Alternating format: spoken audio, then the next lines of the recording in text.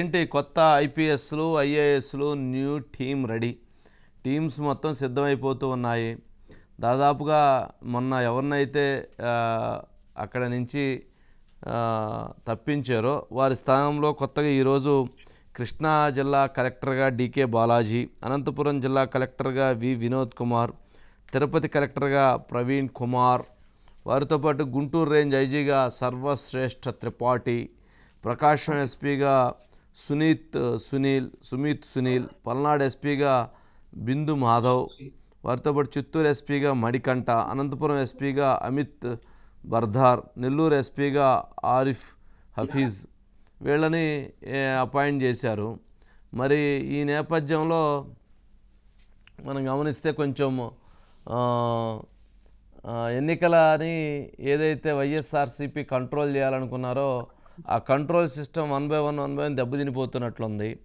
మరి వారితో పాటు పురంధేశ్వర్ గారు ఊహించని విధంగా 21 మంది అధికారుల పైన డీజీపీ, ఇంటెలిజెన్స్ డీజీ, అట్లాగే సిఐడి డీజీ, వారితో పాటు దాదాపు అనేక కీలకమైనటువంటి వారిలో ఉన్నటువంటి సిబిసిఐడి వారి మీద, సిట్ మీద, కీలకమైనటువంటి వారి మీద 21 మంది మీద కంప్లైంట్ చేశారు కేంద్రానికి. వీరందరూ కూడా ప్రభుత్వంతో అనేక రకాలుగా టైఅప్ అయి ఉన్నారు. ఎన్నికల ప్రక్రియలో వారు ప్రభావితం చూపించే విధంగా వ్యవహరిస్తున్నారు. వారు ప్రభుత్వానికి, అధికార పార్టీకి పూర్తిగా అంతర్గతంగా వాళ్ళు భాగస్వామ్యం అయ్యి ఉన్నారు. దీనికి అనేక అంశాలు ఉన్నాయి కాబట్టి వాళ్ళందరిపైన చర్యలు తీసుకోండి అని కోరుతూ వారు లేఖ రాస్తున్నారు. మరి అది గనక జరిగితే అసలు మొత్తం టీం మొత్తం మారిపోయి కొత్త టీం వచ్చేటువంటి పరిస్థితి ఏర్పడుతుంది. అందుకని దీనిపైన పేర్ని నాని గారు ఇదంతా చంద్రబాబు నాయుడు గారికి న్యాయం చేయటం కోసం, మంచి చేయటం కోసం, వీళ్ళందరినీ బాగు చేయటం కోసం వీళ్ళందరినీ మార్చాలని పురంధేశ్వర్ గారు కోరుతున్నారు అని చెప్పారు. మరి పురంధేశ్వర్ గారు కూటమిలో భాగంగా కూటమి గెలవాలని చెప్పని భారతీయ జనతా పార్టీ అధ్యక్షురాలుగా వారు ఆ పని చేయాలి, కానీ అంతేగాని వైఎస్ఆర్సీపీ పార్టీ పనికి గెలుపొందే విధంగా వారు పనిచేస్తారా? చెయ్యరు కదా. మరి వారు ఆ విధంగానే వాళ్ళకి అనుకూలంగా ఉన్నటువంటి వాళ్ళని తీసేయమని అడిగారు. సరే, దీని మీద ఒక బాగా కాంట్రవర్సీ చర్చ జరుగుతుంది. చూడాలి మరి ఏం జరిగిద్ది, ఏమని ప్రభావితం అవుతారు అనేటువంటిది కూడా. మురళి ఏంటి మురళి? సార్, ఇప్పటికే ఆంధ్రప్రదేశ్లో వ్యవస్థలన్నీ కూడా ప్రభుత్వం నిర్వీర్యం చేసేసింది. అధికారాలన్నీ కూడా పూర్తిగా రాజకీయ పక్షం వెళ్ళిపోయిందని గత కొంతకాలంగా కూడా అన్ని రాజకీయ పార్టీలు విమర్శిస్తున్నాయి సార్.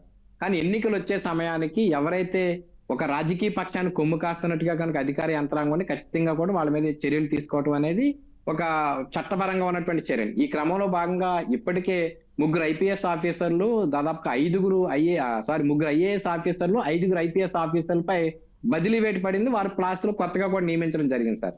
అయితే మరొక వైపు చీఫ్ సెక్రటరీ మీద, డిఐజీ గారి మీద కూడా అటువంటి పరిస్థితులు ఉన్నాయని చెప్పి ప్రచారం జరుగుతుంది. అయితే ముఖ్యంగా కూడా డిఐజీ రాజేంద్రనాథ్ రెడ్డి గారికి ఇప్పటికీ కూడా ఇన్ఛార్జ్ డిఐజీగా నేను కొనసాగుతున్నారండి. సో ఇన్ఛార్జిగా ఉన్నప్పుడు ఖచ్చితంగా కూడా ఆయన కూడా మార్చే అవకాశాలు అయితే కనిపిస్తున్నాయి.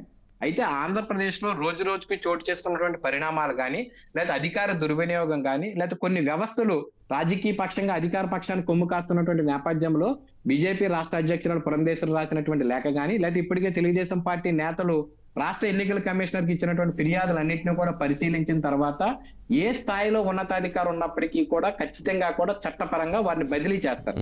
బదిలీ చేయడం కూడా కాదు సార్, ఎన్నికలు అయ్యే వరకు వారికి ఎటువంటి విధులు నిర్వర్తించారండి, పూర్తిగా కూడా విఆర్ లో పెడతారండి.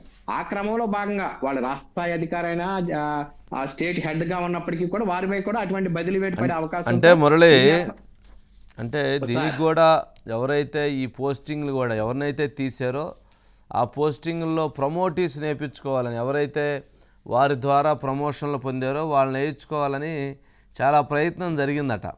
కానీ యూపీపీఎస్సీ పాస్ అయినటువంటి రెగ్యులర్గా ఉన్నటువంటి టీంనే సెలెక్ట్ చేశారంట ఎన్నికల కమిషన్.